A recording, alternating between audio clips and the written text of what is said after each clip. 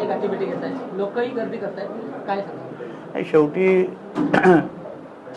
पालकमंत्री असलो तरी या जिल्ह्याचा सेवक म्हणून या जिल्ह्याच्या लोकांच्या अडीअडचणी दूर करणं हे माझं मूळ कर्तव्य आहे आणि म्हणून लोकांशी जास्तीत जास्त संवाद करणं, त्यांची गाठीभेटी घेणं आणि त्यांचे प्रश्न लवकरात लवकर सोडवणं हे माझं कर्तव्य आहे आणि म्हणून आम्ही हे पालकमंत्री कक्ष सुरू केला होता आणि त्याप्रमाणे आज ह्या पालकमंत्री कक्षामध्ये बसून माझ्या जनतेची जे काही अडीअडचणी आहेत, निवेदनं आहेत ते सोडवण्याच्या दृष्टिकोनातून आज आम्ही हा संवादाची बैठक इथे आयोजित केली होती।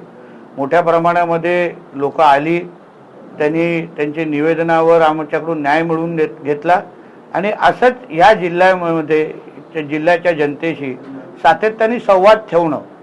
आता माझ्याबरोबर माझे आमचे जिल्हा परिषद अध्यक्ष पण आहे, जिल्हा बँकेचे अध्यक्ष आहे, उपाध्यक्ष आणि अन्य लोकप्रतिनिधी पण इथे आहेत आणि म्हणून जनतेचे सेवक म्हणून आम्ही जेवढे जास्त जनतेच्या जवळ जाऊ, जनतेला थांबून ठेवण्यापेक्षा जनतेचे प्रश्न लवकर सोडवणं हे आमचं काम आहे, कर्तव्य आहे आणि तेच आम्ही करण्यासाठी आज इथे जमलेलो आहे। अनधिकृत व्यवसायावरती आपण धडक कारवाई करताय, मात्र आता जर बघितलं तर कालावल खाडीमध्ये मोठ्या प्रमाणात वाळू उपसा होत आहे, या ठिकाणी तहसीलचे ग्रामस्थ आंदोलन करतायत उतरून।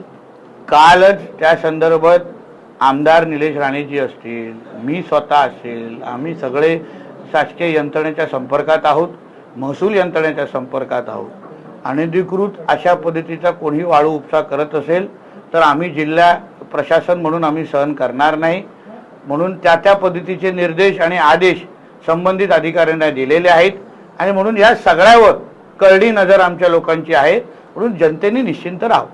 शक्तीपीठ महामार्गाचे काही गावं आहेत ते वगळण्यात आले, काही गावं ॲडिशनल ऍड करण्यात आले, त्याच्यामध्ये कशा प्रकारे हा रूट असेल आणि त्याचा फायदा कसा बघणार? बघा, शक्तीपीठ महामार्ग हा आपल्यासाठी विकास मार्ग आहे। जेव्हा त्याचा ओरिजिनल प्लॅन बाहेर आला तेव्हा मी असो, आमचे मनीष दळवीजी असो, आम्ही काही मंत्रालय स्तरातल्या अधिकाऱ्यांबरोबर बसलो आणि त्याच्यामध्ये बाधित झालेली गावं ज्याच्यामध्ये आमचं बांदा बाजारपेठ पण बाधित होत होता, अन्य प्रमुख गावं पण बाधित होत होती आणि तिकडच्या सगळ्या लोकांशी चर्चा केल्यानंतर आदरणीय राणे साहेबांनी कलेक्टर ऑफिसमध्ये मुख्याधिकारी जिल्हाधिकारी कार्यालयामध्ये बैठक घेतली आणि मग तिथेच आमचं ठरलं की लोकांचे जे विरोध आहेत, बांदा ही आमच्या जिल्ह्यातली फार प्रमुख बाजारपेठ आहे, म्हणून अशा बाजारपेठांना किंवा अशा गावांना वगळून हा महामार्ग जो विकासाच्या दृष्टिकोनातून अतिशय महत्त्वाचा आहे त्याला आपण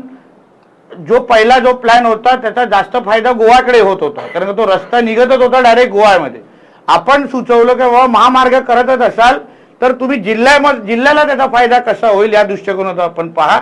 त्याप्रमाणे 0 पॉइंट आणि मळगाव या दोन्ही पॉइंट आम्ही सुचवलेले आहेत। त्याप्रमाणे MSRD संबंधित खातं याबद्दल अभ्यास करतायत। मी एक जिल्ह्याचा पालकमंत्री म्हणून आदरणीय मुख्यमंत्र्यांचे सल्लामसलत करल्यानंतर मी जिल्ह्याच्या आणि त्या भागाच्या लोकांना विश्वास देतो, सगळ्यांना विश्वासात घेऊनच हा विकास मार्ग पूर्ण करण्यात येईल, शक्तीपीठ मार्ग पूर्ण करण्यात येईल। शेवटी आम्ही महामार्ग का बनवतो? इथे रोजगार निर्मिती झाली पाहिजे, इथे उद्योग आले पाहिजे। आज शक्तीपीठमुळे मोठ्या प्रमाणामध्ये उद्योग आणि व्यवसाय आमच्या जिल्ह्यामध्ये येऊ शकतात। प्रत्येकाच्या त्याच्यामध्ये प्रश्न असू शकतो, काही लोकांचा विरोधी असणार, कारण का शेवटी कुठलाही प्रकल्प आला तर त्याला 100% लोकांचा पाठिंबा कधी कधी भेटत नाही, पण शासनचे प्रतिनिधी म्हणून आम्ही जनतेशी संवाद करायला तयार आहोत। जनतेने कुठल्याही अफवांवर विश्वास ठेवू नये अशी विनंती मी जिल्ह्याचा पालकमंत्री म्हणून करेन। माझं कार्यालय तुमच्यासाठी 24 तास उघडं आहे।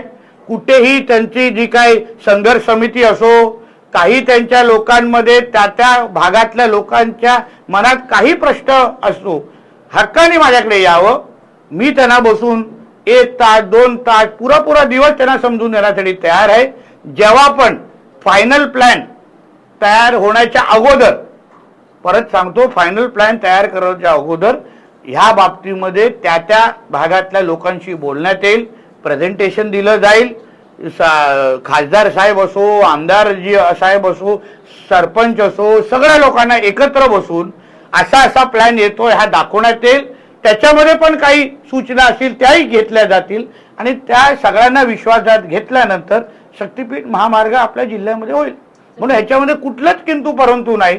कोणीही काही छापत असेल, जोपर्यंत संबंधित शासकीय खातं अधिकृत त्या बाबतीची सूचना काढत नाही, नोटिफिकेशन काढत नाही, अधिकृत शासकीय पत्र जोपर्यंत तुमच्या हातात येत नाही, कुठल्याही अफवांवर विश्वास ठेवू नये. अंजली देवाने यांनी एक आरोप केलाय की एकनाथ शिंदे यांनी 17 तर चाकणकरांचे 177 कॉल हे खरातला गेले होते. त्याच्यावर शिंदे गटाकडून मागणी करण्यात आली आहे की यांना डिटेल्स कोणी दिले, कॉल डिटेल्स अंजली देवाने, त्यांना अटक करण्याची मागणी देखील. बघा, एक लक्षात घ्या, ती केस आता पोलीस चौकशी करते. आदरणीय मुख्यमंत्र्यांनी SIT पण नेमलेली आहे.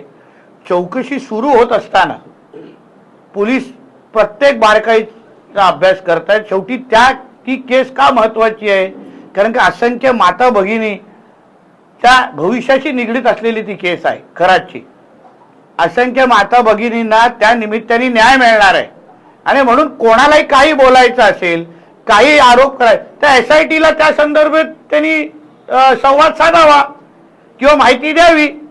आता कोणी काय माहिती दिली असेल तर त्यावर SIT भूमिका घेईल ना. राज्य सरकारने स्थापन केलेली SIT आहे आणि म्हणून कोणी काय आरोप केले असतील, काही नवीन माहिती दिली असेल तर SIT त्याच्या बाबतीमध्ये चौकशी करेल. मुंबईमध्ये काल आपली एक सभा झाली होती. त्या ठिकाणी आपण म्हटलं होतं सकल हिंदू समाजाची सभा झाली. स्वराज्याची लढाई ही इस्लाम आणि हिंदू विरुद्ध मुसलमान अशी होती. शिवरायांच्या सैन्यात मुस्लिम होते, याचा काय पाकिस्तान अब्बा मोदायला गेला होता का, असं एक आपण हे केलं. पण खरं आहे ना, त्याच्यामध्ये चुकीचं काहीच नाही आहे. औरंगजेब असेल, ज्याला आम्ही औरंग्या म्हणतो, टिप्या असेल, या सगळ्या लोकांनी, तुम्ही अगर इतिहास व्यवस्थित पद्धतीने स्वराज्याचं किंवा एकंदरीत मुघलांचा अगर इतिहास वाचला तर त्याच्यामध्ये मूर्ती मंदिरं तोडली, हिंदू माता भगिनींची आबरू लुटली, त्याच्यामध्ये धर्मांतर असंख्य मोठ्या प्रमाणामध्ये केलं. तर अगर तिथे त्यांची ही पूर्ण मुघलांची लढाई ही इस्लामसाठी अगर नसेल तर मग कशासाठी होती? मग त्यांनी मंदिरं कशाला तोडली? मग हिंदू माता भगिनीची आबरू कशाला लुटली? मग त्यांना धर्मांतर करायला का गरज भासली? आणि म्हणून मी जे काही सत्य इतिहास, सत्य परिस्थिती आहे, ही सत्य माहिती आहे, लोकांच्या समोर मांडलेली आहे. कोणाला त्याच्यावर काय आक्षेप असेल तर बोलतील ना माझ्याशी. जेव्हा छत्रपती संभाजी महाराजांना जेव्हा औरंगजेब मारत होत, म्हणजे जे काय त्यांचे हाल करत होता, तेव्हा त्यांच्याकडून स्वराज्य मागितलं नाही, त्यांची दौलत मागितली नाही, त्यांना सांगितलं तुम्ही तुमचा धर्म बदला. हो की नाही?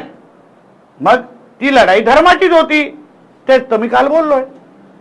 साहेब, जन्मभूमी निलेश चंद्र यांनी आपले पूर्ण छत्रपती शिवाजी महाराजांची कळ आपण मुख्यमंत्री हवा असं सांगितलं. एक लक्षात घ्या, हे अशा कुठल्याही गोष्टीला माझं काही समर्थन नाही. त्यांनी काय बोलावं हा त्यांचा विषय आहे. एक लक्षात घ्या, मुळामध्ये छत्रपती शिवाजी महाराजांची तुलना कोणाचीच होऊ शकत नाही. आम्ही त्यांच्या पायाच्या धुळी एवढं पण नाही आहोत आणि म्हणून कोणी कोणाची भावना व्यक्त केली असेल तर ते आम्हा लोकांना कोणाला मान्य नाही. राज्याला अतिशय कर्तबगार मुख्यमंत्री आणि ते पुढचे 25 वर्ष आदरणीय देवेंद्र फडणवीसच आमचे मुख्यमंत्री असणार. म्हणून कोणी कोणाला भावना व्यक्त केली असतील तर मी सभेच्या नंतर त्यांच्याकडे माझी नाराजगी व्यक्त केली आहे. उपमुख्यमंत्री सुनेत्रा पवार यांनी उद्धव ठाकरेंना फोन करून बारामतीची विधानसभा निवडणूक आहे त्यांनी पाठिंबा द्यावा अशी विनंती केली आहे आणि त्यासोबत काँग्रेस नेत्याने आपण पाठिंबा देण्यासाठी विनंती करण्यासाठी म्हणतात. शेवटी आदरणीय अजितदादा पवार साहेबांचे संबंध हे सगळ्याच राजकीय पक्षांबरोबर होते. त्यांनी काँग्रेसमध्ये पण मोठा काळ त्यांच्याबरोबर खांद्याला खांदा लावून काम केलेलं आहे. आज त्यांच्या दुर्दैवी मृत्यूनंतर मुळात ह्या निवडणुका ह्या बिनविरोध झाल्या पाहिजे. हे निवडणुका किंवा राजकारण करण्याची वेळ नसते. एक समाजामध्ये एक चांगले संकेत द्यायचे असतात, संदेश द्यायचे असतात. यासाठी ह्या पोटनिवडणुका बिनविरोध होण्याची मागणी सगळ्याच स्तरातून होते आहे. त्याचा विचार त्या संबंधित पक्षांनी पण केला पाहिजे, काँग्रेस सारख्या.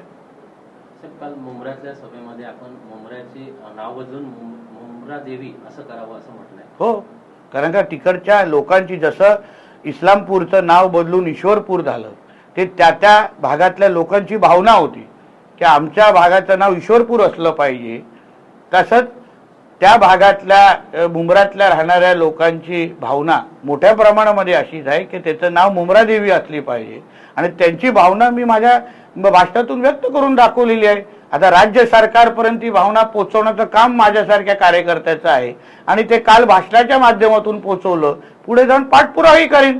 शेवटी तिकडच्या लोकांच्या भावनांचा आदर करणं हे आमचं कर्तव्य आहे. ते आम्ही आमच्या माध्यमातून करू. थँक्यू.